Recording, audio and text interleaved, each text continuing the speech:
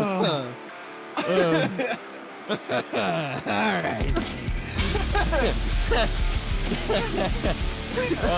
On that note, welcome to the podcast. Welcome, everybody.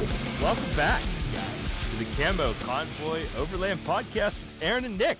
Today's episode is brought to you by MBM Customs and Fabrication, Pennsylvania's premier off-road and accessory manufacturer. Max is the president, CEO, founder behind that. He's out of Eastern Pennsylvania. So if you guys are looking to get anything made, hit him up.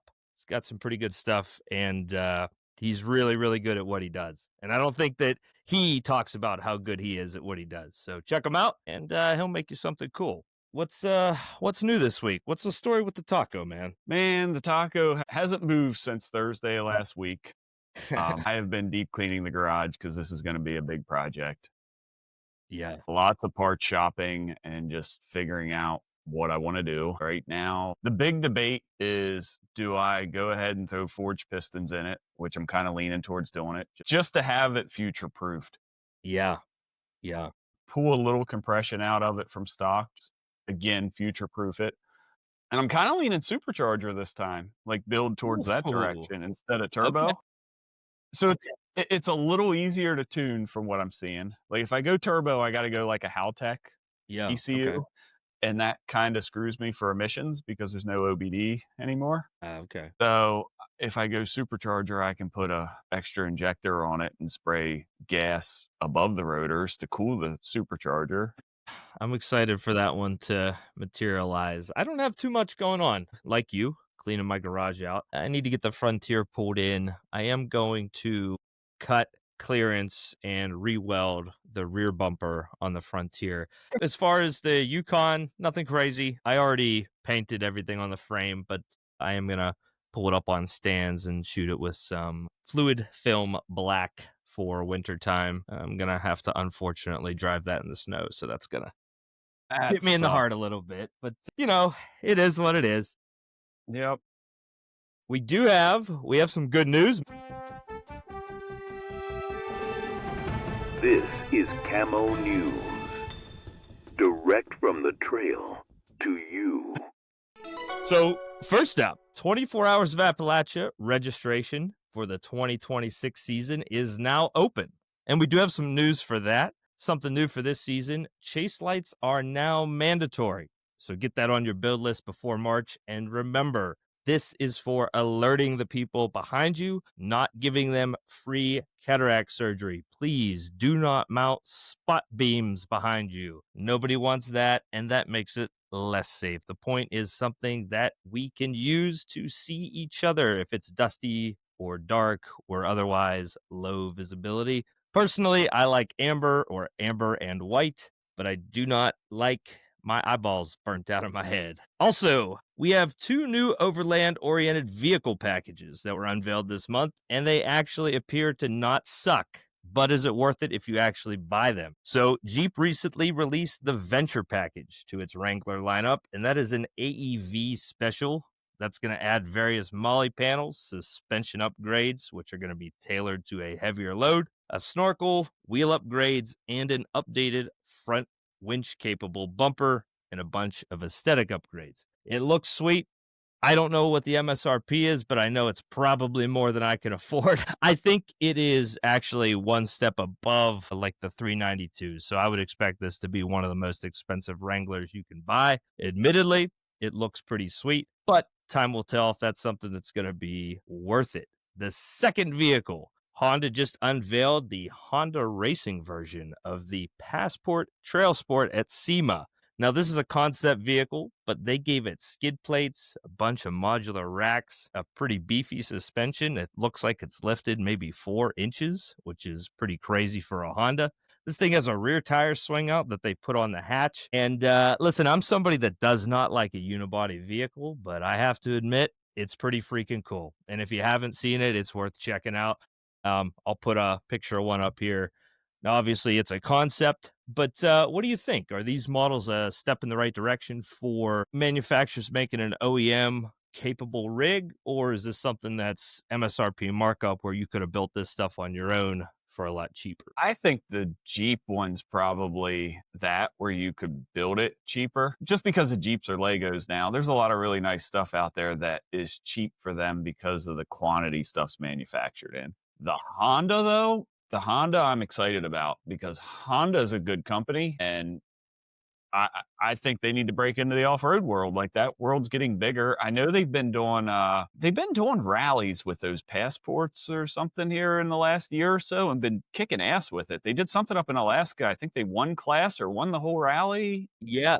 Yep. Yeah, they just So brought yeah, something else to SEMA, that was a rally variant of one of their vehicles as well. So, I mean, for me, I personally love seeing manufacturers make something that's not cookie cutter garbage. We've talked about yeah, this with the Bronco, and when they do it right, people love it. It becomes a legacy vehicle that people talk about and want, and the resale is high, and it gets them excited about the brand.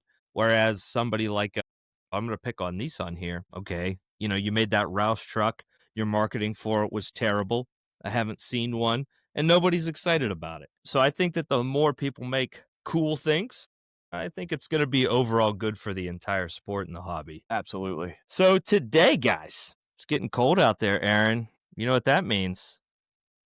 I'm Means that- hibernating. Yeah, Aaron's going to hibernate. But for some of us, we're going to camp overland and off-road in the winter.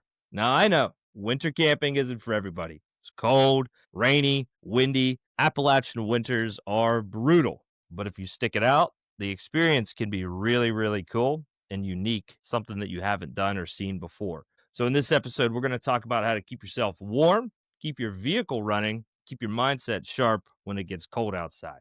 We're going to talk about diesel heaters, which I know everybody wants to hear about, vehicle prep, safety, and a couple hard-earned lessons from some cold trips that we've taken. So I know the answer to this already, but are you a winter overland and off-road fan? I'm a winter day trip fan. I'm not a fan of sleeping in the cold and the snow and the wet. Yeah, just not a fan of being cold or too much prep work. I get cold too easily, man. Yeah. If it's below 60 degrees and a little wind, I've got a hoodie on. I'm frozen. I do not I handle cold well. I honestly, I'm the opposite, and it's kind of for a weird reason. And I don't know the best way to explain it, but I thoroughly enjoy being in situations where if you're not locked in or dialed in, you could get yourself into some trouble. I don't know if that's just like a chronic dopamine, oxytocin addiction. I don't know, but I really, really love that, oh shit, feeling. And the more that it kind of sucks, the more excited that I can get about it. For whatever reason, for me, that is enjoyable. If you like to be comfortable, there are some things, however, that you can do to make it more enjoyable. So we're going to talk about the thing that I know everybody wants to talk about when it comes to winter overlanding, and that is the diesel heater. A warm hug on the coldest of nights, the diesel heater. If you haven't seen one of these, this is typically going to be a self-contained unit. It is essentially a diesel-fired burning chamber, and it blows hot air on you. Now, you're not getting the exhaust blown on you, but there's a heat exchanger, and the hot air gets blown onto you, and they're very effective.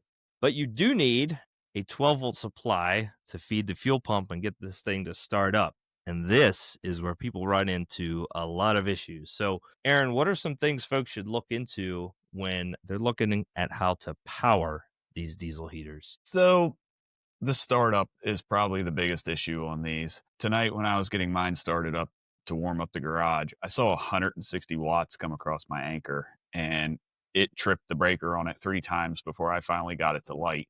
It's a big deal trying to get them to light. Once they're lit, they're good. They'll run all night. Yep. But those first, 2-3 minutes, man, they are critical. It asks everything out of your battery to do it. Like 160 watts is well over the 10 amp rating of the cigarette plugs. Definitely. And a lot of people run into issues with that. They'll buy, I'm not familiar actually with specific models that work and don't work, but I'm just going to use a Jackery 1000 as an example. They'll buy something like that, charge it up, take it out into the woods. It's freezing cold outside, and it starts, and then dies. and now you're cold. So they do pull, somewhere between 10, 12 amps for at least 2 minutes, which is a very, very substantial amount of electricity. That's like running an angle grinder for a minute straight. So when it comes to buying one of these battery packs or setting up a battery, what do you think people should look for? I think these devices demand a name brand power bank or a deep cycle marine battery that you can just set down, jumper cable to it, Yeah. go. Yeah, for me, so I use a diesel heater. It's one of my very few overlanding gadgets that I do genuinely love. I use a cheap Walmart deep cycle battery, and that's going to last me 1.5 nights running that thing on full power. If I need to charge it, which I typically do while I'm driving, I let the truck charge that battery, and then it's good for the next day. The downsides, obviously, a big old deep cycle is big and it's heavy, but it's simple. I see guys spend $500-$600 on a battery pack of their choosing, and it doesn't work, and that's frustrating. So I've had good luck with a cheap Everstart for the last X amount of years, and I think that works pretty well. Yeah, I think that simplicity to it, it makes it probably the best setup, I think, because you don't have the circuit breakers, you're not current limited, you're not doing the cigarette plug, like you're hooking 2 wires to post, and it's gonna deliver what you need to start it up the first time. Now, as far as purchasing a diesel heater, what do you think as far as Chinese versus the real McCoy? Because these aren't necessarily new. If you know a truck drivers have had a variation of this for many and many years. It wasn't until a couple years ago where the Temus of the world saw this and said, well, we can make this. So what's your pick here, Chinesium or the real McCoy units? So I think they were locked up under some patent laws where they couldn't be Oh, reproduced by anybody, and that patent expired. And okay. once that expired, the Chinese got hold of it, and I think they did a very, very good job of replicating it. Yeah. And I think you spend $100 and you buy a Chinese one. You can blow up a bunch of them before you get to the price of one of the good ones. Yep. I don't even know the name of the name brand units, but I know you're well into the $1,000 mark. And Yep. like you said, that's 10 VVORs or H calories. And something to mention on that front, they're all the same. They may have some different features, maybe some different control units. My personal opinion is, and I guess this is a lot of opinion, but this is how I feel. And when I went into picking one, I liked one that was self-contained, so it had its own case, so the fuel pump and all of the wiring was inside of a box that has a carry handle, and the heat exchange chamber is inside the box as well. Makes it easy to carry, easy to pack, easy to store. It's reliable. I spent, I think, $98 on it, and it's lasted 4 years now. That's plenty enough You got the money investment out for of it. me. Yeah, exactly. And that's as far as ways that I use mine, not just camping, but I actually went ahead and bought myself an all-weather outdoor LED light driver. And because the diesel heaters run off of DC battery, I needed something that was an AC to DC converter. So when it's really, really cold, my house is propane heat. So as supplemental heat in our living room, I'll actually run the pipe. I run an insulated duct. You can get it from Home Depot. I actually run that through the chimney of my propane fireplace insert because it doesn't really do anything. And I run heat right into the house that way. It does a fantastic job. And I've ran my heater on full blast for like 72 plus hours at a time. They're very reliable and they throw a lot of heat. So, I would never tell somebody that you have to do something. But as far as comfort goes, man, I really, really like diesel heaters, and I really like them on the safety and preparedness side outside of overlanding. Just something to have at your house in an emergency. It's a really nice thing to have. As far as the fuel use, another thing that is great about them, they're extremely fuel efficient. If you have just 1 liter of fuel in their gas tank, it's probably going to last you a whole night, if not longer. So you can run these things for an extended period of time and not use a lot of diesel fuel. Now, one thing to keep in mind when you're running this thing and you have it set up next to your tent, you want to make sure that this thing is completely outside of your rig or your tent. Now, I know there's some van guy or some camper guy out there who's like, well, I have mine in the bottom of my camper and it's fine. It probably is. However, if I'm buying something that by design makes a fire from China, I don't want to sleep with it. Um, Exactly. you know, I don't trust them either like that. I for as frequent as they are used, I have not heard of many actual accidents and fires, but I'm plumbing the heat into me versus the exhaust out away from me. Even though it's diesel, you still don't want to be pumping diesel exhaust into you. So position the thing so that the exhaust is pointed downwind, blown away from your tent, not blown back in. Don't melt your tent with the exhaust. It's just, for me, it's a risk that's not worth it. I even see guys who they buy those tire tables and they'll set the heater on that tire table right next to their truck. Tire fires don't go out very quick. Correct. I don't like it. I know it's probably safe, but I do enough things in my life that are probably safe that eventually something's going to get me. And when fire is the outcome, I don't know. I don't like it. I know there's probably a dozen people that are going to hear this and say, well, I do that. It hasn't been a problem. It may never be a problem. But for me, I'm just gonna choose to not do that. I usually set mine on top of I have the tote that I pack it away in. I set it on that tote, and it's about 8 feet, 6 to 8 feet away from what I'm sleeping in, and then I plumb it into the truck. Now, when you're done with this thing, something that's really important is you want to run it on high for a couple minutes before you store it. When you run it on low, and if you do that for an extended period of time, it's eventually going to start to carbon up and soot up the inside of that chamber. And when that happens, it's going to stop functioning. So, in order to combat that, run it on high, and that's going to blow it out and ensure that that thing starts up for you properly the next time that you use it. Now, some tips that I've personally learned on trips is diesel gels. And even if you buy winterized diesel, when it's deep, deep, deep into the negatives and you have a fuel line that's dangling through space, that could gel up. And I can assure you that blowing jello out of a little tiny 1/4 inch fuel line at 2 o'clock in the morning when it's like -20 really sucks.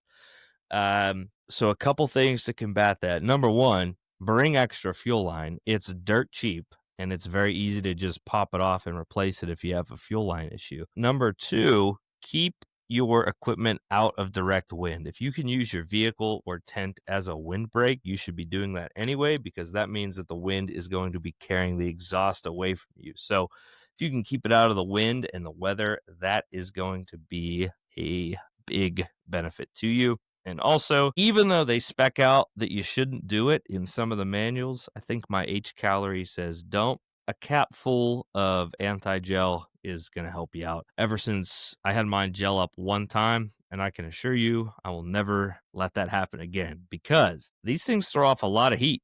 And it was well into the negatives, and I was lying basically under a sheet in my underwear, and then it gelled up, and I woke up very, very, very cold.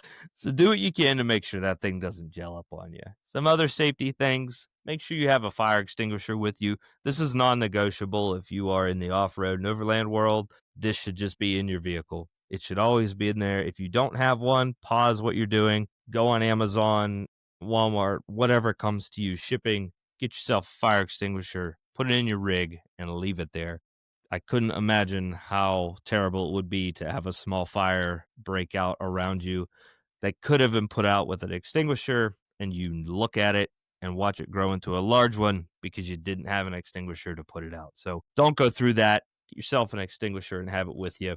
Remember, you're buying something from China that is designed to make fire. Just keep that in mind as you're using that device. Something that I would personally consider, even though the exhaust is routed out and the fresh air is routed in, again, you're relying on a $100 piece of equipment to have gaskets that seal. It is not out of the realm of possibility that that gasket fails and carbon monoxide and a low oxygen level begins to accumulate in the space that you're sleeping in. So an oxygen detector, or a low oxygen detector, I should say, and a carbon monoxide detector are something that I would consider adding. I allegedly just have a gas clip 4-gas monitor that found its way with a bump station to my place of residence. And I bring that on trips, and that's probably about as safe as you can get for gas monitoring. But you can go online, go on Amazon, eBay, and get yourself a gas monitor for relatively cheap.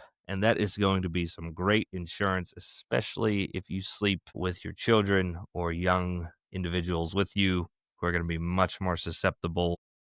Anything else to add on the diesel heaters? Check the wind direction. Even if you're not running one, somebody else running one could be pointing the exhaust right at your tent and it will fill you up. We've had it happen with campers. We went down to MIR one year for World Finals and got woke up at like 2 a.m. to an alarm going off. And it was a guy 2 campers over running his generator with the exhaust pointed under all the campers. And yeah, it would have been a real bad situation. Yeah, definitely. You can get a gas monitor for cheap. And I know it seems a little bit like, okay, do I really need that? But at the end of the day, it's this big and it put two double A's in it and throw it somewhere that's near where you breathe. And worst case scenario, you spent $30 and it didn't do anything. Best case scenario, the thing saves your life. So I think it's worth having, especially if you run generators or heaters. So how do we prepare our vehicles? What's important there? A lot of people forget their engine oil weight in the winter when it gets really cold. Yeah. And when it's cold like that, thicker oils take a long time to get up through the motor and the valve train. So it's sometimes worth dropping your engine oil weight down to get the cold start lubrication that you need. Yeah. And check your manual out for that too. There's some vehicles like if you're spec'd out for 5W30, it's probably not going to be an issue for you. I don't think you need to drop to a zero weight. No. But there might be some applications, and I can't really think of one now, but maybe you're a boosted application that calls for, I don't know, 1040, but you went and got yourself some T6 and now you're running 1540, right? It might be worth checking that out and saying, you know what, I should probably drop this down to a 10 or a 5 or whatever it may be that's appropriate. Just keep that in mind. Obviously, when something is colder, it's a lot less viscous. If you went out and bought a brand new truck, don't worry about it. This is for the guy, like for instance, my Yukon in the summertime when I'm towing, I run a heavier oil, just recently dropped down to a 530. So if it applies to you, let this be your reminder. Go ahead and throw your winter oil in when you put your winter air pressure in. When it comes to prepping your vehicle, the cold is going to expose weaknesses, especially if you have an older vehicle. Anything that's rubber, plastic, these are things that are going to be really susceptible. And focusing on these things to make your truck reliable is massively important.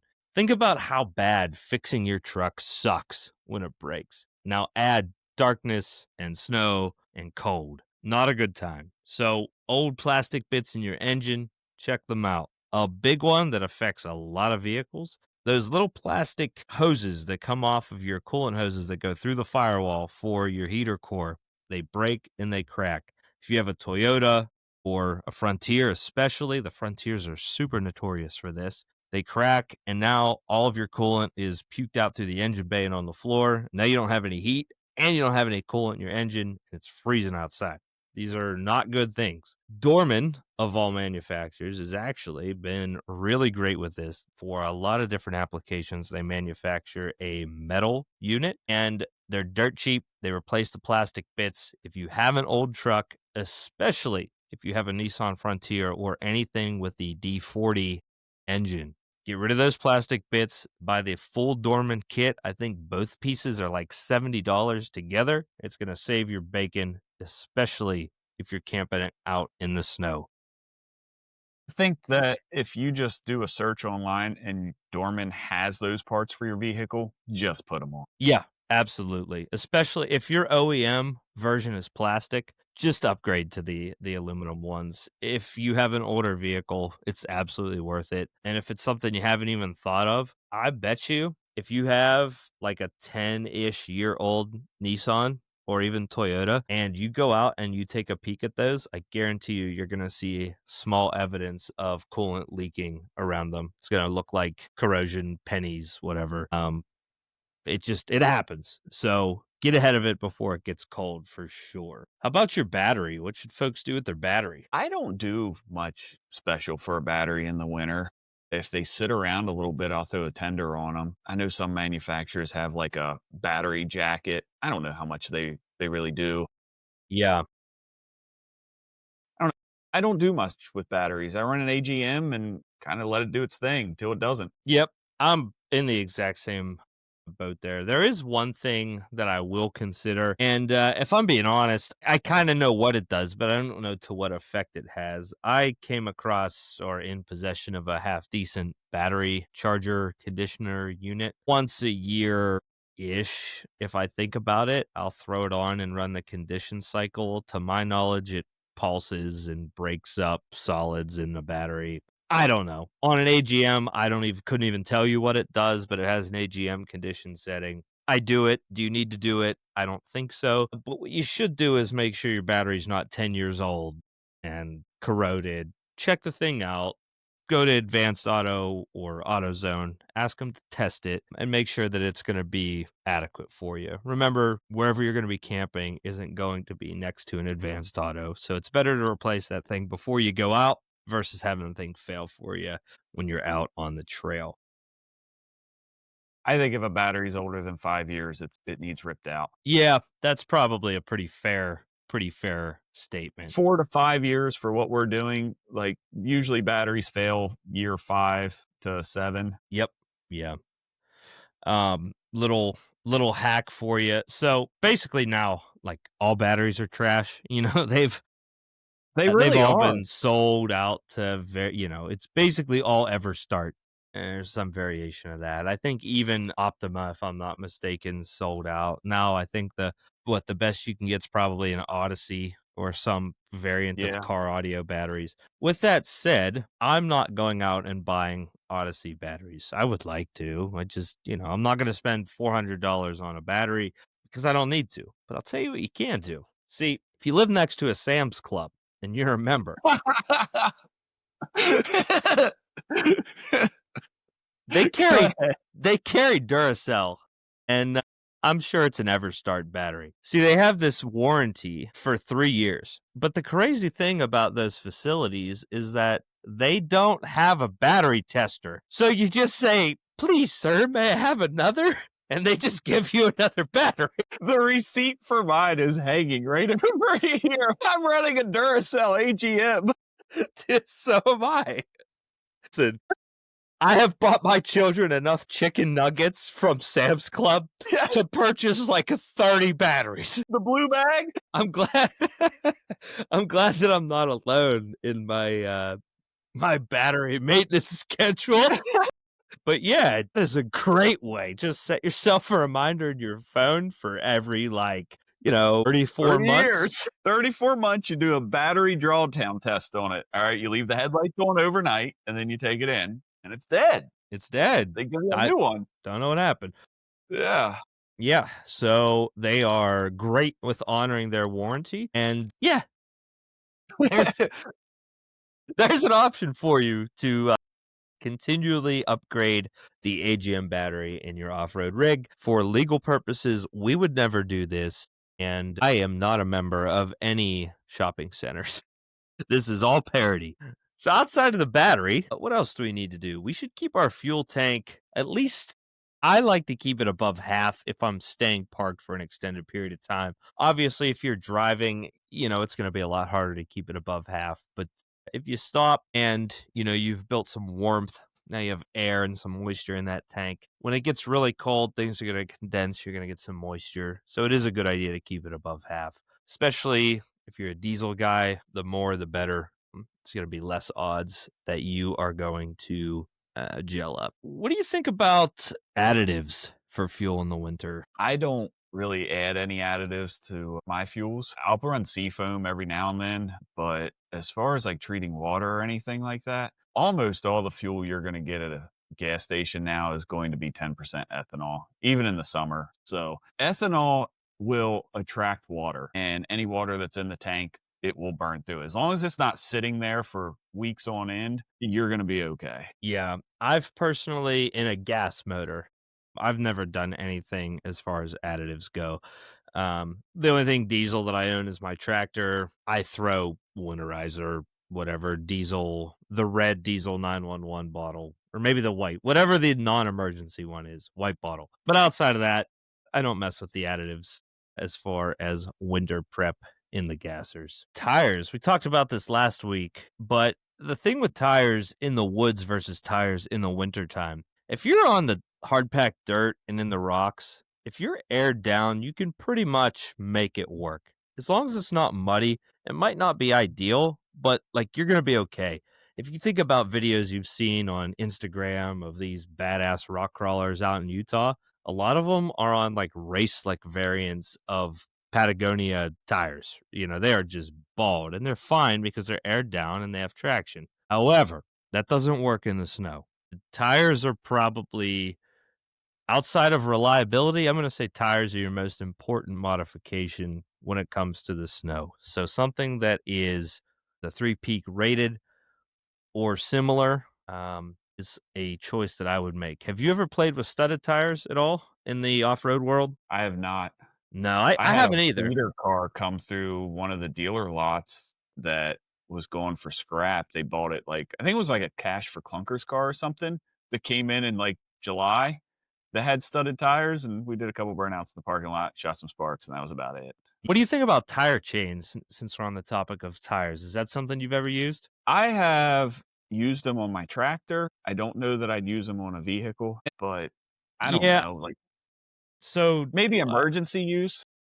what was it? 3 years ago, I purchased a set. I don't remember the brand, but it was pretty expensive for what I thought it was 400 or expensive for 500. what it was. Yeah, I think I paid like I actually think it was like $290, so $300 I think for Okay. 2 chains. They have a neat little tightening system, whatever, supposed to be really easy. I have been in some pretty hairy snow situations, and there was only one instance where the group stopped and I was like, "Well, I think I might put my chains on." And I got out, it was cold as shit, and I was like, "Dude, this sucks. I'm not putting my chains on. It's freezing." Yep. I got back in the truck and I never put them on. So they've never been out of their bag. And I think it's probably the most money that I've wasted. I've been in some serious ice before. I don't know. I've never felt that I've needed them. I would like to hear from somebody if you're especially like if you're a Pacific Northwestern person who really deals with some serious crap, or some Canadian folks, what they have to say about snow chains on passenger vehicles in an off-road sense, not so much like, commuting or going to hunting camp, but like, off-roading and overlanding. Me, I think if you have a capable vehicle, especially if you have a capable vehicle that has some form of a locker, whether that's a torsion LSD or an e-locker or whatever, I don't think that they're that necessary. Now, I will say, if you're a two-wheel drive truck baller and you've got an S10 or a Ranger or whatever, 50, and the thing's two-wheel drive, then like, yeah, man, go ahead and get yourself 2 snow chains and throw some weight in the bed. And at that point, I think it becomes a safety and preparedness thing versus a performance thing. But if you're running four-wheel drive and you are in our region, I think you're probably okay without chains. I feel safe saying that. Yeah, I think so too. I know there's some different styles of stuff like that where they've got like cables that hold the tire a little tighter. Yeah. There's That's what the ones I bought were. They had a cable with like a it wasn't like a ratchet, but think of almost like like a a come cam. along. Yep. Yeah, And yeah. that's Have you seen the zip ties with the teeth? You yeah, zip tie them through the wheel and clip them. dude, I'll be honest with you. Obviously, like not something you run every day, but in an emergency, I bet those kick ass. I really think Yeah. they would work. I know that I've seen where there's people do it with ratchet straps and mud, and like it's the same theory with the zip ties. I mean, I think if you spin, they're all gone. You got to be real easy on the gas, but I think they would work great. that would work. Yeah. I don't think they'd feel good at speed, but they would work. I definitely think they'd work. So I guess sticking on the tire thing, and I've seen people like almost go to blows over arguing about this, but what do you think about airing down when driving in the snow? What air? I'm there with you. So if I'm off-roading, I'm airing down regardless. And, think about it like, again, I run a taller, skinnier tire. So when you air those down, typically what you're going to see is a sidewall that's kind of stiff, and you're going to see that footprint increase in the direction of travel. I think that works really well. I think I gain more traction that way. And it's more comfortable. I think it's more predictable. Imagine you're probably right there. Yeah, I'm right there. I usually run a little less if I'm out in the snow, which I rarely ever am. But Yeah. if I'm out in the snow, I'm probably dropping down to, I'm going to try to get away with like 4 or 5 pounds in the tires.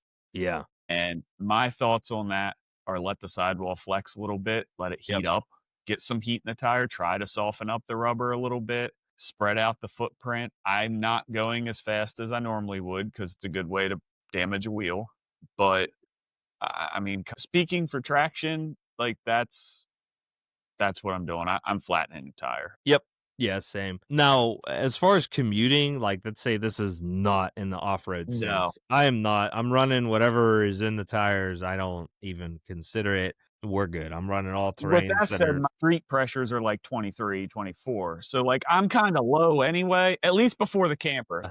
yeah, I'll be honest, like it's especially in the frontier, if I'm If not they're like round. if yes, literally. As long Yeah. as long as, like, the tire is seated on the wheel when I get up in the morning, it's like, "Ah, it's good." I've never been like, "Oh, boy, I sure wish I was aired down out here on the highway." So, yeah, and if you get caught in a snowstorm or a blizzard, man, just pull over and air down, like, it's not Don't get that. caught in a blizzard. We know they're coming. Like, Yeah, it's not rocket science here, just find a but Waffle I House, think man. yeah, I think we're on the same page there. Here's some prep for your vehicle that I do like, and it never fails. This happens. You do a whole day of wheeling, and in our region, you guys know this, right? It is frigid, frigid, frigid cold at night, and it's cold in the morning. And then for whatever reason, around like 1 p.m., it's like 55 degrees, and then it gets freezing again. So all day of wheeling, you've gone through puddles and the muck and the grime. You pull into camp, you shut your door, you get a chair out, you sit down, everyone makes a fire, you crack your cooler.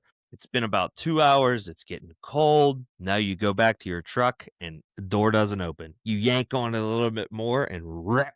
You just took the whole door seal and you ripped that thing right out of the track, or you ripped it in half, you damaged it, and now you're hooped. I strongly suggest getting yourself some form of silicone spray, or what I use is like a RTV door trim conditioner, which is a silicone lube. Just spray the shit out of all of your inner door seals. Anything that's rubber or anything that you want to release from itself, spray it down, and it's really going to help you out here. Yeah, this is a big deal. I do this probably 3 or 4 times a year. I'll skip on a lot of maintenance, but I definitely silicone my door rubbers. Yeah. Yeah, it really does make a big difference. And if you've never done it, I suggest doing it. You're going to be surprised too, like especially if you have an older rig, depending on what product you use.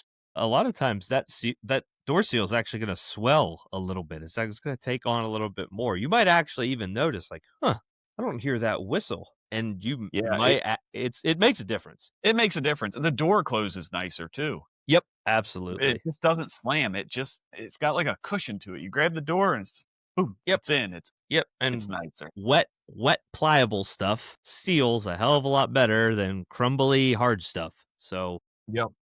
it's kind of a no-brainer, but it gets overlooked. So that's definitely something to keep in mind. Since you got your door open, grease the latches and your tension bar and the spring. Mhm. That stuff's important too. It'll keep squeaks down. There's nothing worse than opening a door and or it getting stuck. Yeah. Yeah, So grease 'em. actually, great point there. Man, this is something that can really screw you up. Your lock mechanism, if you don't have something that's gonna repel water or be a water displacement, right? If water gets on it and it's all melty, melty, and then it gets icy cold, guess what? That shit's not latching or it's not opening. So in the morning, when you get in your truck and you go to shut the door again and it doesn't close, and now you got a ratchet strap across your lap going to the passenger door until noon, and when the heat gets high enough, you'll be like, wow, I sure wish I did 5 minutes of prep work here. It's definitely worth it. Don't forget about your hood hinges and your rear hatch hinges as well. Those things get tight. Yep, they need lube too. Yeah, absolutely. Absolutely. Gas door, lube your gas door before it Yeah. falls off. Yeah. Yeah. Matter of fact, just lube everything. Everything. Just lube. Get the paint gun. I go and I grab a paint gun and I crank the shit out of my air compressor, whatever the maximum pressure is I can throw at my Harbor Freight gun. And I fill that paint can with WD-40 that you get out of the big old tin, and I spray everything, quite literally everything. It gets water out. I know WD-40 is not a lubricant, but it lubricates better than water and it lubricates better than dirt. It works really well. It's great prep and it's great cleanup. Something else that's really important prep is visibility. How many times have you been out at night in the wintertime with other vehicles, even in an off-roading context, and it's been like, I can't see shit out of this thing. But a lot of times I think it's because guys use the wrong lights. For me, Too many lights. too many lights. You have to remember snow is going to be a lot more reflective than the woods and the dirt. So if you have lights that are mounted 10 feet in the air, angled down, and they're white, you're blinding yourself and you're blinding everybody. Absolutely. Looks like you hit warp drive in the Millennium Falcon. You are completely blind. Honestly, you don't want lights above headlight level. My personal opinion is in the snow, as close to the ground as possible to limit that reflection back to your eyes, I think works really well. Now, as far as colors, I personally like yellow or amber in the snow and in the weather. I think it depends. Depends on if the moon's out. If the moon's out, you can almost drive with no headlights. Yeah. If it's completely dark, man, probably amber. Yeah. I have heard, I've never tested this and I have no experience with it, but I have heard that blue, like what is that, 8,000K light is actually great for the snow. Have you heard that? I have not. I know they use blue and salt water Yeah. for fish. Yeah. Green and fresh. So I don't know. There might be something to it. Yeah, I'd like to try it out. I bet you the manufacturer for my round lights on the front make a blue cover. Okay. Either that or I could even get Laminex makes like fog light vinyls. So I think if I were to test it, maybe that's a good point. I actually own a lux meter. A matter of fact, it's Why do you have a lux meter? I don't know. Okay, fair enough. I like it. Good reason. I mean, just gadgets, dude. Gotta I even have have an iPad Shuffle. It's got the entirety of like silver side up. But yeah, that'd be a cool test, man. I think I run I run all yellows except for 2 of my round lights on the front are white, so I can kind of change it up. But yeah, be mindful of what you're doing with your lights. I can promise you that you are not going to have a good time if you turn your 52-inch white LED light bar on that's over your windshield. You're going to be blind, and everybody around you is going to be fine. Blind, rather. Everyone around you is going to be blind. How about washer fluid? Washer fluid, man. You want some stuff that stays liquid in the cold. Mm-hmm. You want to put the winter stuff in. Yeah. Yep. I had a moment of panic actually because my Yukon came from Virginia and it got real cold the other night and I literally ran outside and put like some winter Rain-X in the reservoir and ran it a couple times. I'm glad we're talking about this right now because I'd have forgotten. The Tacoma has water from a Kentucky stream in the washer bottle right now. I need to fix that. For those of you that aren't in our area, it's very cold. Yeah, it's a little cold right now. So we've talked about keeping our vehicles safe, keeping them running. How do we keep ourselves running? Because in the wintertime, when things go bad, they go bad quick. And if you're not prepared, you can really run into a bad way. And a story that comes to mind immediately is a trip that we took, I think it was a year or 2 ago. We went from Marlinton, West Virginia towards like Cass, West Virginia, over the scenic highway Route 150. Now, if you ask me, it was the most perfect situation that I've ever been in, and it's something that I'll think about till the day I die. It was so fun. As we were approaching the scenic highway, the weather turned so bad that all of our GMRS radios wouldn't shut up about the imminent death and danger warning from this incoming blizzard. I was hard as diamonds, Aaron. It was the best thing I ever heard. The sky was black with but snow. The temperature dropped so fast. We had like 5 or 6 rigs with us that were built out like awesome. Couple medium builds and like 1 or 2 stock trucks. So had a big crew, and we're about to come across the scenic highway. And if anyone is not familiar with that, it's open year round, goes up around the ridge. It's beautiful, and it is not maintained in any way. There was already about 8 inches of snow at the bottom when we turned onto it. Within about 5 minutes, you could probably see maybe 50 feet. Towards the top, visibility was like 10. It was the most intense snow that I've ever had the pleasure of driving in. All of a sudden, in front of me, and there's over a foot at this point, all of a sudden I see these 2 red dots. Like, what the hell is that? Get a little closer, and there's a Dodge Ram, like a new model Ram 1500, real high trim package, sitting there just bellied out.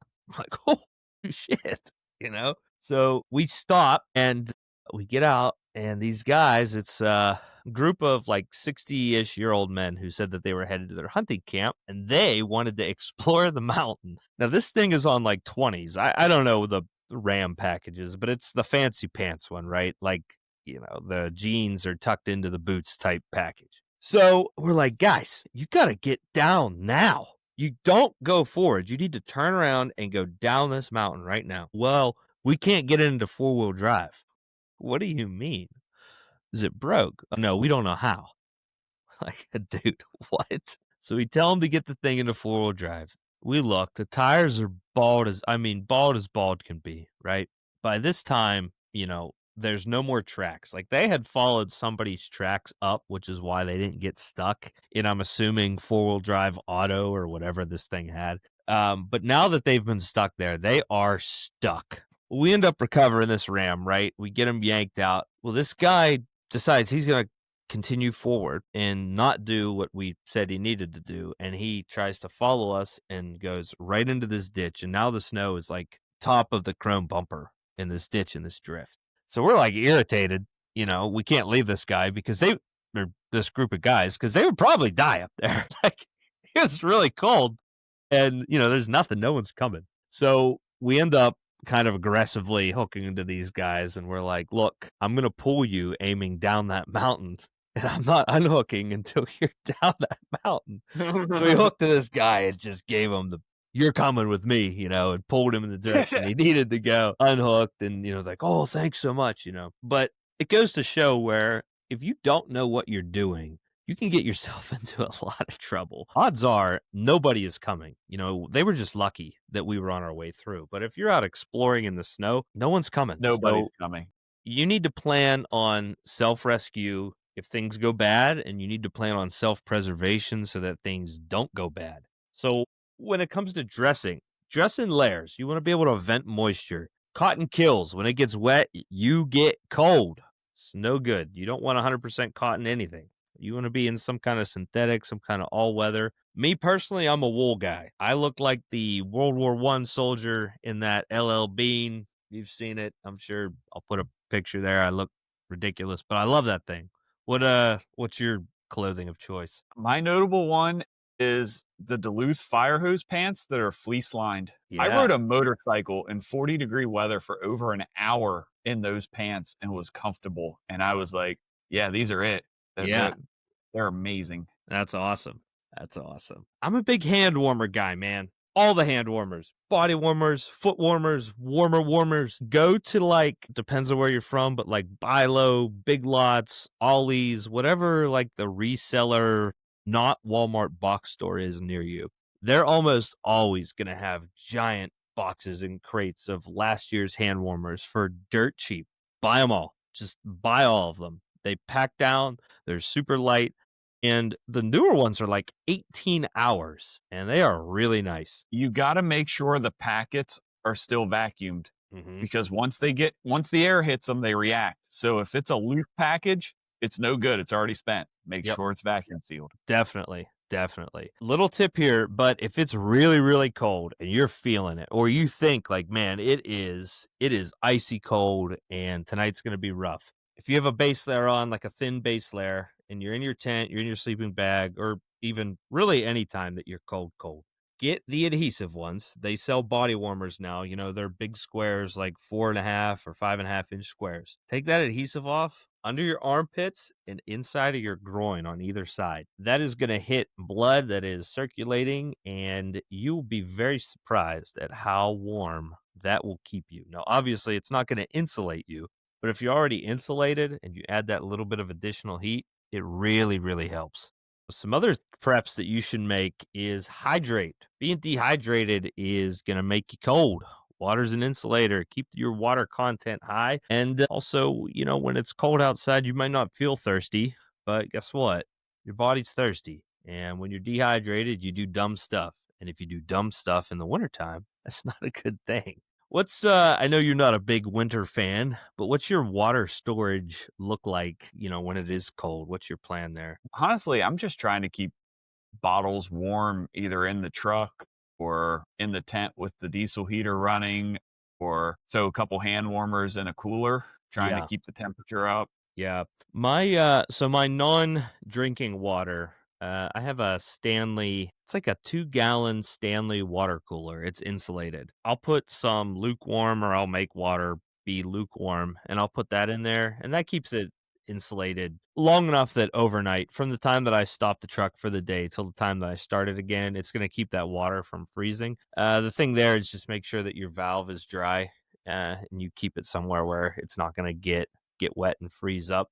But you got to figure your cooler is not really a cooler anymore. It's an insulator. So your goal is to make sure your stuff is not frozen. Would say limit how often you open that thing too. Open it up one time, because when you open that door, all the heat's coming out. Yeah. Heat rises. You're going to lose everything. It's not like a cooler where that cold air and stuff stays low and you'll be okay getting in and out. Like, open it up, get your crap, close it, do what you got to do, and then put everything back one time with a new heater or something, and then that's it. It's closed for the night. Yep, definitely. I don't have any experience with fridges, but you have a fridge, correct? I do. I did have the freezer side. It froze up shut. Oh, yeah. That was going to be my Yeah. question. What happens to them when it's freezing outside? Yeah, the door froze shut. Yeah, the silicone spray's up there. I need to hit it. Yeah. Okay. Nice. I'm going to try that. I mean, either that or it's going to be this stuff. It's food grade, so. Some other preps that you can make here, bring a jump pack. Somebody is going to charge GoPros or run their diesel heater off of their starting battery inevitably, and you get to be the hero. Those things are dirt cheap. Anymore, you can go to Walmart and get the, what is it, Nebo or whatever brand for like $50, Project Farm did a good episode on them of what's good and what's bad. Okay. If you want to check them out. Nice. Yeah, I love those videos, so I'll have to check them out. He does a good job. Keep them warm, too. You don't want them sitting out in the bed of your truck, 0 degrees, because they don't make voltage when they're cold. Yeah, I'm sure somebody's going to clip this, but, a traction board might not be the worst thing to bring with you if, like, deep snow is something that you're going to be dealing with. If you can manage to use one of those to recover yourself without tearing stuff up, instead of being out in the cold and pulling winch line and traipsing through snow and ice, it might be worth it to use. I don't hate it for winter, because you know why I don't hate it? You're going to lay that thing down, and you're going to pick it back up, and it's going to be cleaner than you laid it down. Put it right back on. I have no problem with a traction board in the cold, except it's plastic and brittle at that point. Yeah, which leads me to, I'll say this every time I talk about traction boards, but stop buying $400 traction boards. You can buy a $25 traction board, and it's going to do the same thing as a $400 traction board. And if I had $440 worth of just destroy money to play with, I would test that and prove that it's that. I don't care if I break a $20 traction board, because the odds of me having to use one are low. And if I break it, it's $20 versus $400. So I can break a lot of Bunker Industries $20 traction boards for the price of that other orange water wing brand. But I'll leave it at that. I know some folks are opinionated on that, and that's cool. Fight us. Yeah. I would like to hear from folks that do see, like, we get snow, but it's really something if we get like feet of snow. Yeah, 8 inches is like kind of normal. We get more than that, it's a big deal. I would like to hear from somebody that has experience in like 2-3 feet of snow, and see what they have to say about traction boards, because that may end up being actually like a legitimate, viable thing that might help you out. I don't know. I don't have any experience with them in the I snow. don't I've know. never needed them. I could see it going both ways. Like, snow is definitely not sand, and Yeah. I do agree that they do better and they need to live in the sand, but might be alright in the snow. It might have a place there. Yeah. Yeah, definitely. Some other kit things to think about.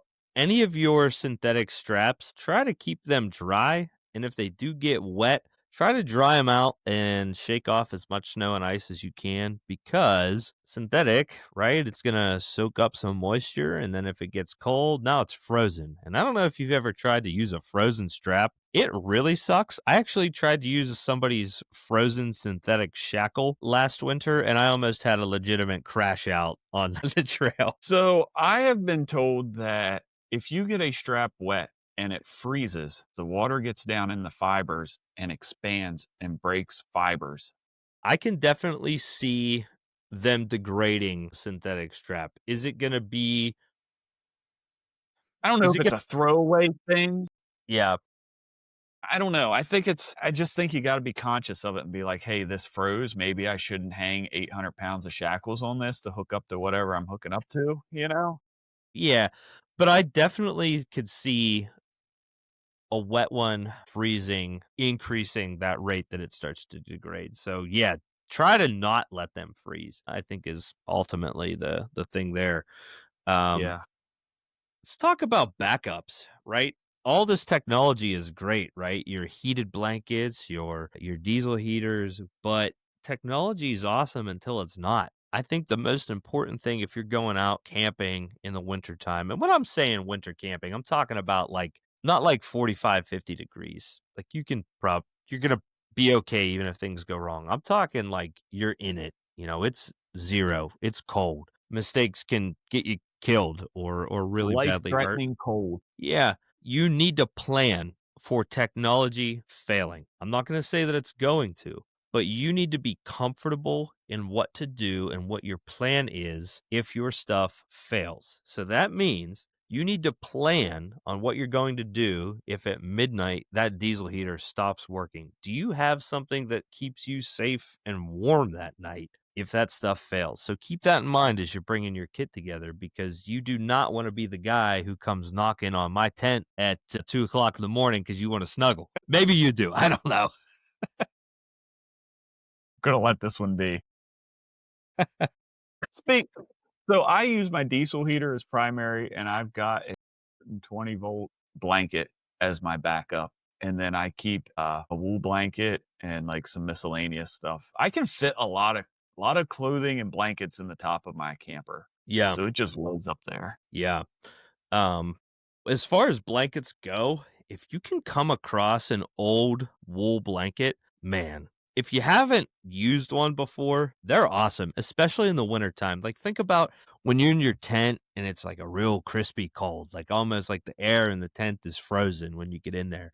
There's something about a wool blanket that it's better. I don't know if it's how it reacts when it gets moist or there's a humidity, but I think it's just better. So if you can find one, get it, especially a nice old one, because I have not purchased a new one, but I bet you they're not cheap. So I bought a new one off Amazon for, like, I don't know, it was like $40, and I have an older wool blanket that we use in the bedroom sometimes. Gets cold up there, Mhm. and, the thickness difference is remarkable. So Yeah. what I wanna do is take my new one and throw it in the dryer for a couple cycles and make it old, fluff it up real good. I think it's gonna do a lot better that way. Yeah. Yeah, that's a good point. I'd be It's compacted, like, it came in vacuum packed and it never fluffed. Do they shrink? Does wool shrink in the dryer? Is this a terrible idea we're just in right now? I know you don't wanna, do it to wool clothing because wool clothing will shrink. Like, I almost tackled my wife because I saw her toss my World War One wool sweater in the laundry, and I'm like, "That doesn't get washed." What color is it?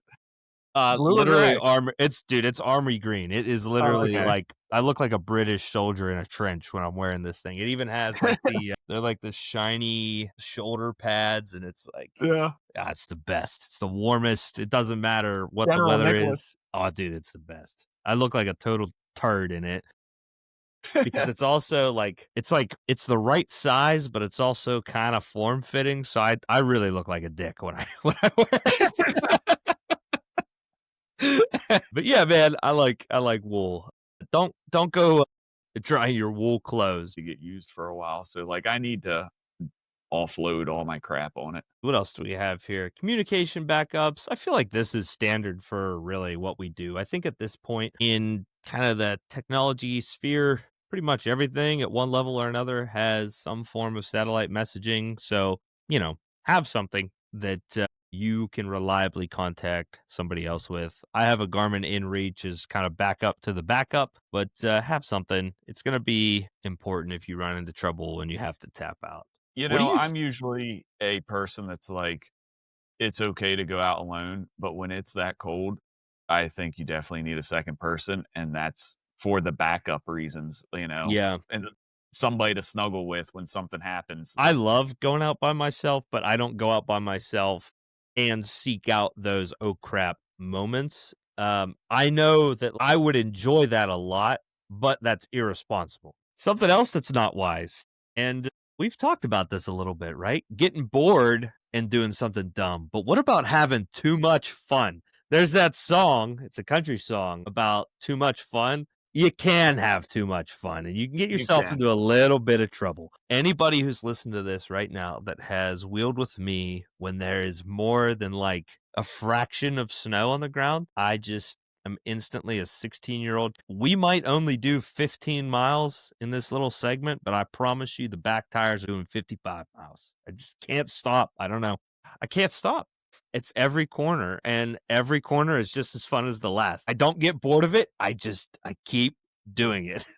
Yep. There is a skill there that I think is worth investing some time into. Like if you know there's some snow coming, significant snow, go find the church close to your house that has a decent parking lot, Yeah. no potholes in it, Yeah. no curbs, preferably not that many light poles, not a cliff off the side, a safe place. All right. And load up your kid. Your kid's going to love it. Kids, whatever. Yeah. And go out there and cut donuts and learn how to drift a figure eight or go around a light pole or do kin block stuff. Yeah. This is such a good point because think about how many people, the only time that their vehicle has ever broke traction is when they didn't want it to. Yep. You have no idea how to respond to that because you are always actively trying to avoid that. You need to know exactly what that feels like so that you can practice to not let that become an issue for you. And it's fun. It's one of the best joys in life is drifting a vehicle around. And as many vehicles as you can, go-karts, four-wheelers, lawnmowers, golf carts, vehicles, whatever, like slide them around. It's only going to make you better. I'm not telling you to go break the law, but worst case scenario, the boys in blue are going to pull in and go, "Hey, not here." And then that's the end of it, right? They're going to run you off. They're not giving you a ticket for it. No, they don't want it's cold as shit. They don't want to get out. No. I've had them watch. Yep. Just same. sit back and watch. I'm not going to say you're never going to get in trouble. Like if you're out there being an idiot and you crash into something, like that's your ass, you got to be smart about it. And I put something here in the notes that I think is an important quote. I am not saying don't do it because who can resist doing it, but be dumb smart. You can be dumb while being smart, and you'll kind of get a feel for that. There's an art to it. Absolutely. There's a limit there. You'll know when you cross. It's you'll have a oh shit moment, and then you'll be like, hey, that was too far, and then you back it off just a fuzz and keep going. Yep. What's your this is not my QA question, but what's your biggest oh shit moment? I know I have one that pops into my head. The worst one was probably that old blue square body. I was leaving a bonfire at my buddy's house, and I was like, I'm going to cut a donut in his yard because it'll be funny. It's like 3:00 in the morning. Wet grass. I'm on bald swampers, like perfect recipe for a donut. And I got halfway around, and the right rear caught a rock or something and went up. And I mean, we hung. We just sat there for a minute, and then it come back down. I thought I was over. Mine is actually on a camo trip, one of Mikey's first trips. And I don't know which one of the 50 vehicles that he's had he was in. But he was behind me, and he came over the radio, and it was like, dude, do that again. I'll get it on film. Now, for anyone listening, right, that phrase right there is toxic. Avoid it like the plague because it's a curse, but I did it anyway. We're in the snow, we're on this ridge, and I entered, like towards the hillside, and I cut it back, and it was way icier than any of the other corners, and I ended up pointing at him, going backwards around this corner, and I gave it a ton of gas because I wasn't sure where the wall was behind me, and it caught, and I almost launched myself like off the ridge. I'm picturing the Ken Block Pikes Peak picture of like the back tire over the edge throwing rocks. Yeah, it was not ideal. Mikey, if you will listen to this, post that video because I've actually never seen it, and I hope you captured it because I sent it for you. But listen, to sum up the safety and preparedness, I think that this is a pretty good thing to at least consider in your head. And again, this is for a trip that has the potential to have a extreme scenario, right? This isn't like a 55-degree trip. It's cold, it's snowy, and it might get bad, or the potential for it to get bad is there. Pack as if you can't get to camp and you can't get camp set up and you have to spend the night in your truck without electricity. I think if you kind of think about that, you're going to have the things that you need for pretty much any scenario. Whether somebody breaks on the trail and you need to be outside for a while, you're going to have the right stuff if that's what's going through your head when you start packing. What about camp? We didn't die on the trail. We didn't die hooning, and now we got to go to sleep for the night.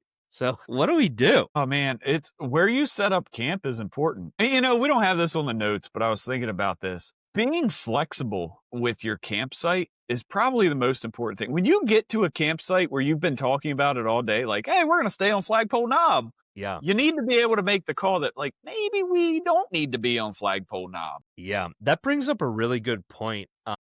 And this is more so a note for me, but when you're planning a winter trip and you want to kind of reach out into the extreme, you need to communicate to everybody else that like you're kind of an idiot and you're doing the stupid stuff on purpose. You mentioned Flagpole Knob.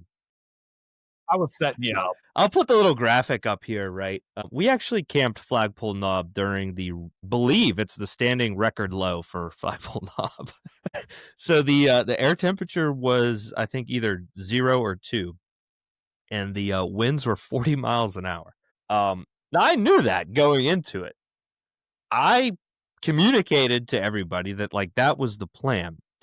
But I didn't necessarily communicate, like, hey, this trip is to go and experience how insane that would be. Because I have never experienced anything quite like that before. We had people's tents ripping to shreds. Steven, I would love to get just a blurb from Steven about that night, because I don't know if you know this or not, but Steven set his tent up and he woke up in his sleeping bag on the ground and his tent ripped and blew off of him. It was extreme cold. It was when my heater froze. It was awesome. I don't think a lot of people thought it was, but I loved it. Yo, this sucks. Hell yeah, it does. Just the way we like it. Just the way I like it.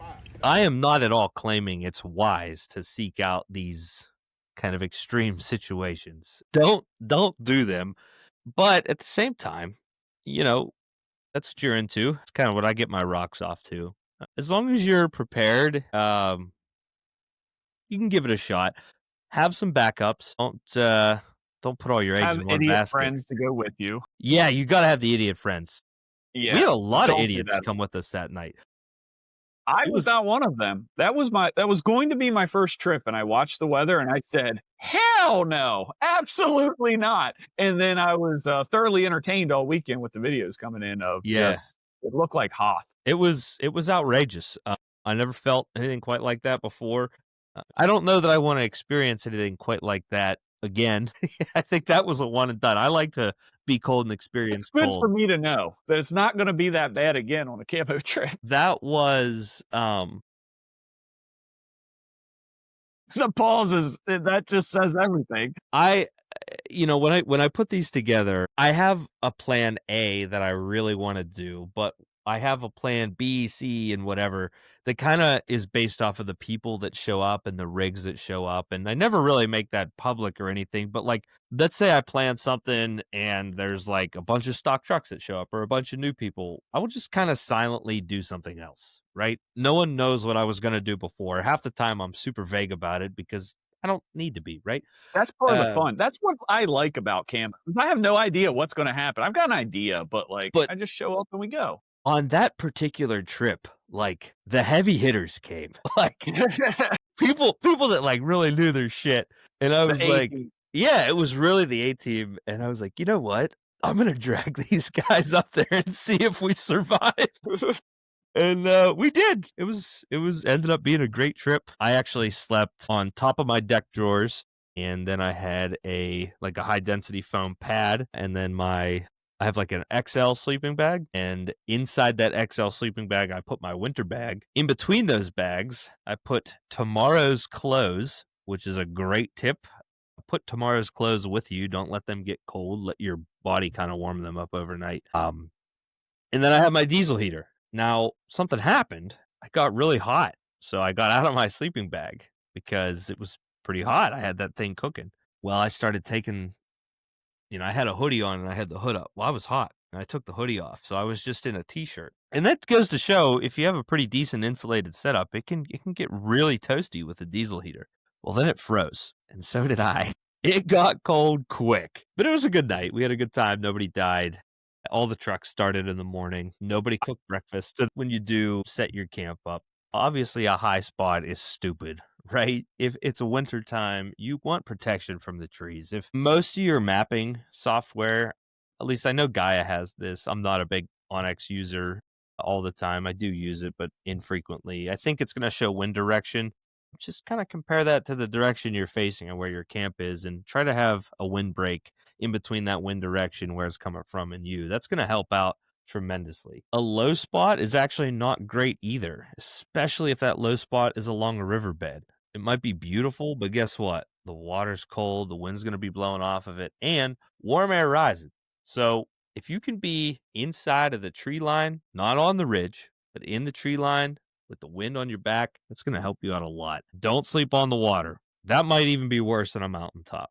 That is like a wet, cold, not good. I agree. When we went down to Kentucky and we left, was it Thursday night? The first place we stopped was along a riverbank. Beautiful. I would love to return there, launch a kayak. It was amazing looking. Elk River, I think it was. Okay. But anyway, waking up that morning, the high humidity, it was probably low 40s, I would think. It was Yeah. cold. It bites you. It bites you. It's It tough. bites. It's tough. There's nothing worse than waking up, not making body heat, and getting out into the cold. You will never be any Yeah. colder in your life. Yep. So I like tents. I came across a good deal on a Gazelle, and I run the Gazelle tent. If you're in high snow, there's probably like the outdoor boys are probably going to tell me I'm an idiot here. I don't know. But I like to dig myself out, put the tent down, and then any snow that I can, I push up along the walls of the tent. And I have found for me that helps a ton if there's any wind. It keeps the tent from flapping around. It keeps that insulation in. I mean, think about an igloo. More insulation is more. I've thrown blankets and tarps over tents before Yeah. and like strapped them down with rocks, or like you're saying, pack snow over top, and that insulation over top of you makes a world of difference. Yep. So what I did, I actually went on Amazon and I bought the biggest Reflectix blanket that I could find, like a survival blanket, just a little bit Yeah. bigger. So I put that in between the tent and the rainfly. So the rainfly kind of clamps it down. Man, that really, really helps. That was a big, big help. I think that if you can close off your ventilation in the roof, if you've Mhm. got one of the Walmart tents, the top of it's mesh, and you can throw the rainfly on it, but the rainfly has a gap. You need to throw like a Harbor Freight moving blanket over top of that and then throw the rainfly over it.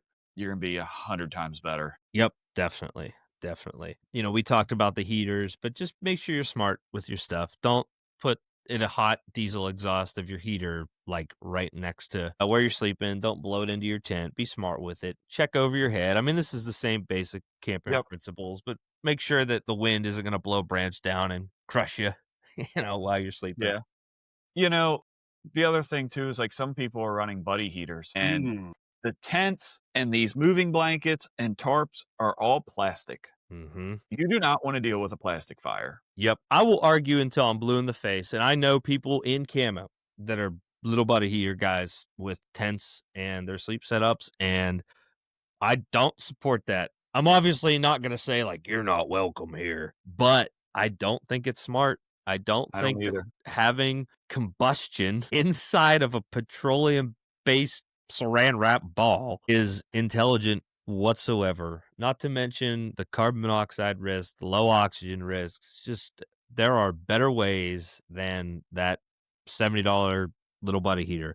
You could save an extra $50 and get a diesel heater or run a heated blanket off of a EcoFlow or Jackery or whatever.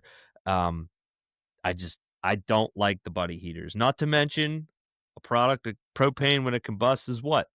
Water vapor. Guess what happens when you wake up in the morning? You're wet Nice. and icy and it's shitty and it's not good. Yep. On top of that, they're not reliable. How many times have you seen somebody throwing a buddy heater around or cussing a buddy heater?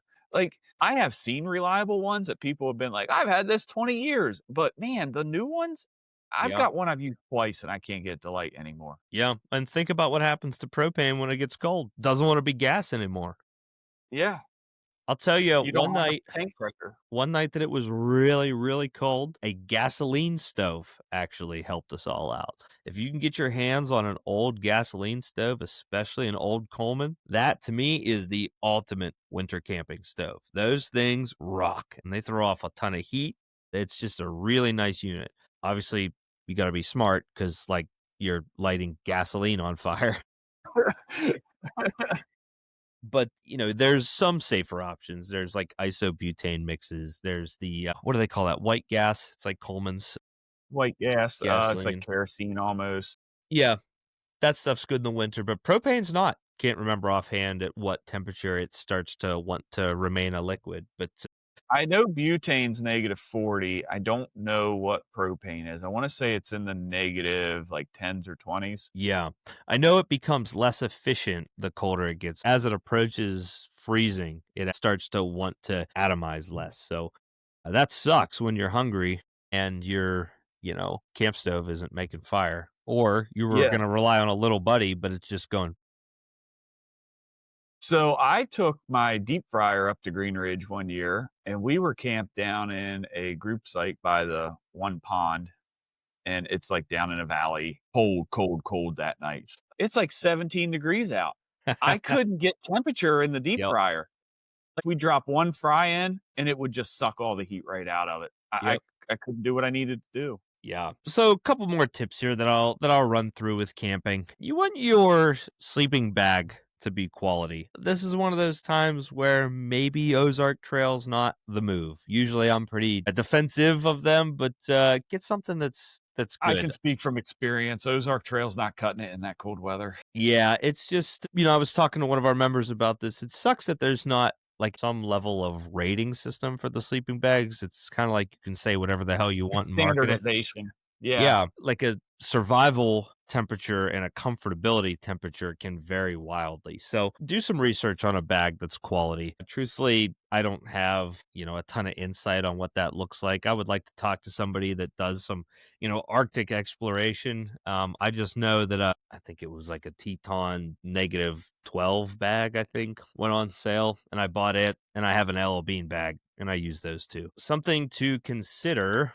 if you do have a high quality winter bag, something that is designed with like a reflective layer inside, you're going to be a little bit closer to naked than you would be otherwise. When you do that, your body heat is reflecting outward and it is now bouncing back to you off that reflective material. If that isn't the design of your bag, if it's just like down or something like that, more is more when it comes to insulation. Also worth mentioning, if you're sleeping with somebody, the closer they are to naked is better as well. I usually prefer that. How many kids you got? 4, 4. one of which a result of the aforementioned flagpole camping trip. So, yeah, we'll leave it at that. True story. Um, let's see here. Your boots, your gloves, if they get wet, you want to get them a place that they can get dry. You don't want to wake up in the morning and put on wet boots or boots that have snow and ice in them. So if you have the opportunity, get them inside the truck, throw the defroster on for a while before you go to bed. If you have a diesel heater, it's kind of a non-issue. You just let the nice hot air blow on them, and man, you're going to wake up in the morning and feel like $1,000,000. Some other things on sleep systems, air mattresses, typically, unless they're like a specialty air mattress, they're going to suck heat away from you. The same is going to be true with a cot. So for things like that, you want to make sure that you have something that's high density under you that's going to help insulate you. It's going to be very important for you. I have a Camprite tent cot, and when we went to Kentucky 2 years ago, that was probably the coldest I've used it, and I took a bunch of blankets with me and wrapped up and thought I was gonna be okay, and I didn't realize that those blankets were going to compress under me and be worthless. I was frozen from underneath. Bring yourself a foam pad. You'll be surprised in winter camping and winter conditions how often this is going to help you out. Just something, 2 foot by 1 foot, a kneeling pad. Hold on, I Any gotta show you what I got. Yeah, anytime that you need to get out of the truck, whether it's to change a tire, that could be the difference between being soaking wet for 2 hours or being dry and comfortable. Wife's Yoga yoga mat. yoga mat, nice. That's it, man. You wanna Yeah, talk about insulation underneath of you? That's the yeah, ticket. I like that. I like that. And the last tip that I have for you for sleeping, if you're old school, boil some water, put that inside your canteen, and spoon that thing. But if you own a canteen, I probably don't need to tell you this, sir. Thank you for your service. Um, I mean, I've never done that, but I'm confident that that would work. I don't own a canteen. I'm kind of a new school yuppie with a Stanley, to be honest. But yeah, guys, if you do decide to go out in the wintertime, some of the best memories that you're going to have could be there. The unknown feeling of going out into the snow is extremely exciting. And when you're driving a dirt covered road, a gravel road in Appalachia, it's pretty fun. But if you do that for 5 or 6 hours, it's kind of boring. Add 6 to 8 inches of snow to that, and that just became really fun the entire time. So I think that if you can do those things and you can be safe, it is an experience that I think everybody in this region should give it a go. For you guys that live down south, I'm sorry, but I'm also jealous of your cars that aren't rotted out from salt. But I think if you do the things that we talked about, your trip's going to be a lot safer. It's going to be a lot more enjoyable. Do you have anything to add for winter camping? If you're running your heat, dry out some stuff, put the AC on. That'll move some moisture out of the vehicle. Yeah. What about fires, man? You want to talk about fires? Tell you what works well, drying out firewood, and I made fun of it big time because I beat my chest a lot. Oh, me, Mister Big Time Outdoorsman, So You make fun. yeah, me. Me do stuff natural. We had a Orchids. guy. He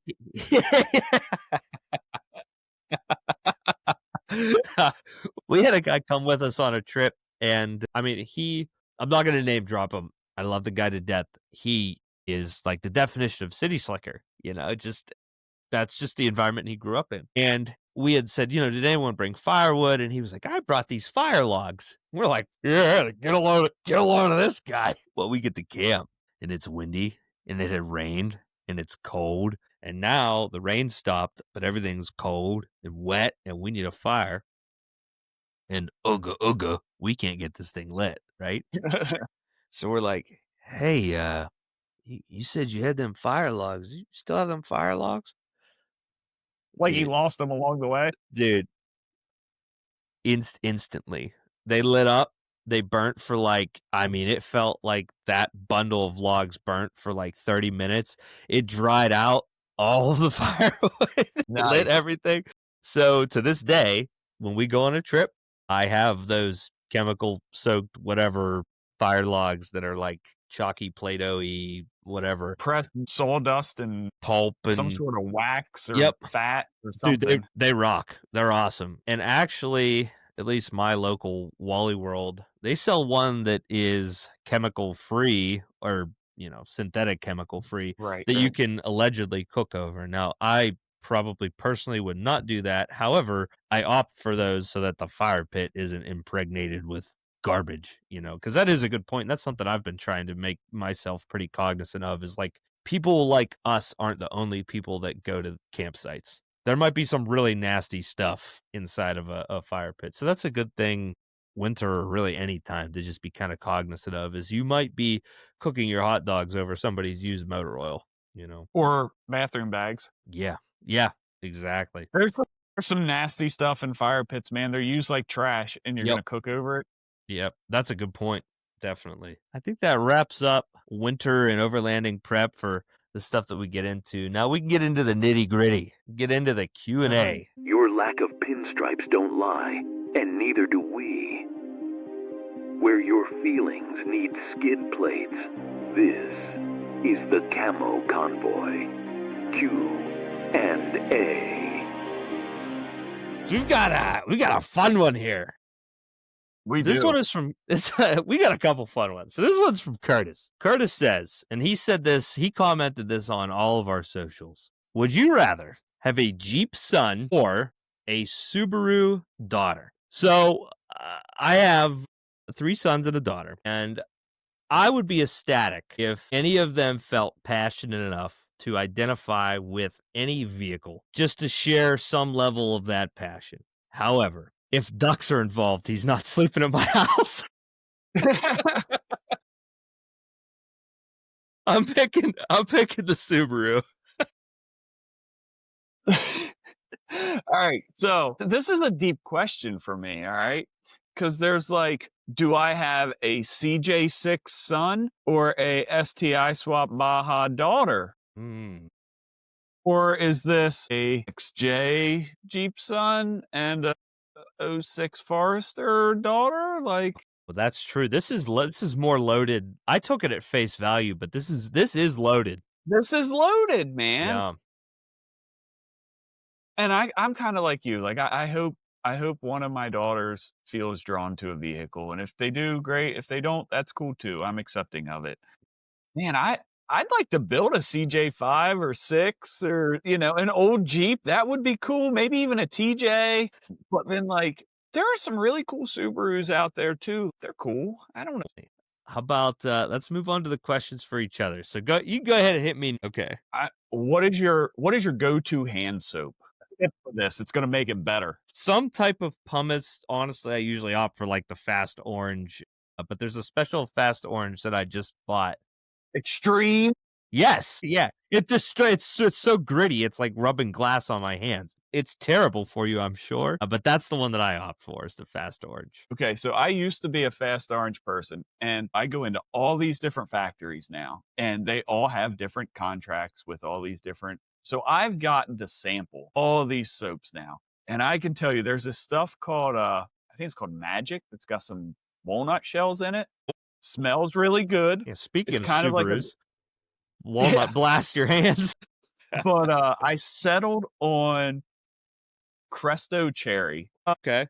If you want to supercharge your hand soap, borax. Definitely. Put your soap on borax, and Dude. I'm telling you, it's the cleanest hand you'll ever have in Dude, your. borax, we could do a podcast homesteader episode on borax alone. Put a spoonful of borax in your washing machine or in your, We in do your all that clothes. stuff. My wife was making that soap for a while. Yes. Borax. Actually, yeah, it's around here. There's a Home Depot bucket of laundry soap around here. Yeah, get yourself some borax and make some tallow and children, actually. And buy land, get some chickens. All right. I got one for you. This is Okay, I'm excited for I've this. been excited since we started here. It's the first weekend in January. A genie appears, and you have to leave your house right now and complete the entirety of the Trans-American Trail for $1 million. You're handed 2 sets of keys. One key is for a 1993 Chevy C1500 with the 4.3 V6, 3-speed automatic, 2-wheel drive. The second key is for a 1988 Suzuki Samurai. It's bone stock. That's it. It's bone stock with the 1.3 carbureted automatic with 165,000 miles. However, the top is missing. What key are you leaving the house with to complete the tat? Well, the Suzuki's the only one that has a chance of actually making it the whole way, but I'm not going to make the whole way. The Chevy isn't going to go very far. So Mind you, it's got the 3-speed. got heat though. It does have heat. Probably a lot of it once you have to use some torque. That's on fire from the fuel leak. Probably the Chevy. Yeah. Just Yeah. because of the heat. If the Samurai has a top, I'm taking the Samurai. Yeah, I think I would also take the Chevy, even being 2-wheel drive. I could figure out how to chain it up and make it move. I think the issue with the Samurai, if I'm not mistaken, the 1.3 carburetor motor makes 65 horse to the crank. I'm used to low power things, man. I don't have high horsepower budget. Like, I know how to draft. I'm good with this thing, man. We can do 45 in a Samurai. That's taking your life in your hands. Those things are tin cans. I don't want to do more than that. Like, it's a safety issue with more than 65 horsepower. Women may not find us handsome, but damn it, do they find us handy. It's time for a Camo Convoy Tech Tip. One. That's a So good one. one thing, and just because I bumped my elbow on it, that I wanted to mention is just a final tip for winter camping. Snorkels, man. Everyone loves them, right? Everyone loves running a snorkel. I love how we got the same thing sitting around close. So you can run yourself into some issues if you're running the standard snorkel intake head facing forward, driving around in the snow. Now, if it's a short drive or a commute, it might not be a big issue. But if you're in a snowstorm and you're in it for an extended period of time, or you're snow wheeling where stuff's blowing up in the air, you're going to start to get little bits of snow coming down in through that snorkel. It's not going to be like rain where the rain kind of sheds away. If you look at one of the differences between a quality snorkel head and a fake snorkel head is actually the quality ones are designed when water hits them, it sheds out the bottom, out the gaps at the side. If you buy a cheap one or one that is a fake, it doesn't have those vents. It'll take water in.